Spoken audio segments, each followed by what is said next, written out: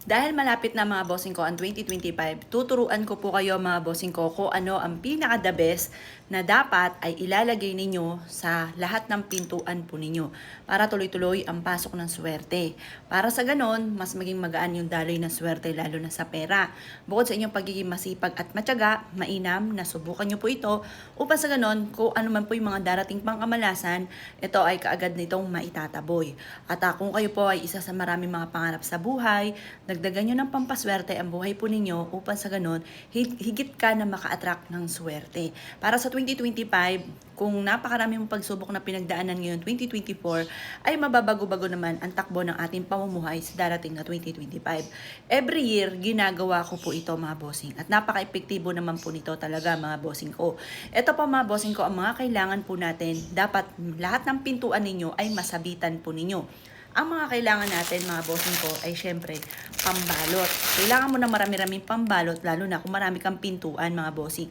Ako po lahat nilalagyan ko mga bossing ko para walang lusot, lahat ay swerte. Wala pong lusot ang malas, puro swerte ang darating mga bossing. Ngayon po mga bossing ko, i-demo ko sa inyo kung paano ang paggawa nito mga bossing. Kailangan muna natin ng isang pambalot na kulay pula. Ang pula, yan po ay nag-a-attract ng swerte. Nagtataboy po yan ng malas. Kaya kung nais nyo po na maka-attract ng swerte, aba, gawin nyo na po ito mga bossing ko. Kailangan po natin mga bossing ko ng mabibintog na butil ng bigas. Yan, ang gagawin nyo lamang ay ganito. Ilalagay nyo po ito dito sa ating pong ampaw na kulay pula. Ngayon, okay din naman na pumili ka na mabibintog, malalaki na butil ng bigas upang sa ganon, masigit ka na maka-attract ng swerte. Kailangan din po natin ng 7 bulak. 1, 2, 3, 4, 5, 6,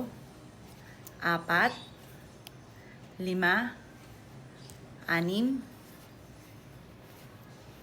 at 7. Bakit natin kailangan ng bulak? Pagagaanin nito ang daloy ng swerte, lalo-lalo na rin tungkol sa usapin ng kaperahan mga bossing. Ganon din po mga bossing ko, kailangan natin ng 7 piso mga bossing. 7 barya. Ang 7 barya ay nag-a-attract ng swerte lalo na sa pera. Ang bilog nag-a-attract yan ng swerte lalo na sa pera. Ang silver naman mga bossing ko, nagtataboy po yan ng malas. Ngayon, 7 po kasi kailangan ay 7 para gawa ng 7 days. Para 7 days na laging maswerte, 7 days na laging mapera mga bossing. Ilalagay po natin dito. 1, 2, 3, 4, 5, 6, 6, at 7. Yan. Ngayon, iyan ang perpektong sangkap na ating pong kailangan na isabit sa may pintuan po natin. Pero, teka, bago ko makalimutan, dapat ay meron din kayong ganito na 7 butil mga bossing. Kaya nga pala ako bumili ng ubas dahil ito ang aking ilalagay din dito. Yan, baka mutikan ko na makalimutan mga bossing ko, 7 ubas.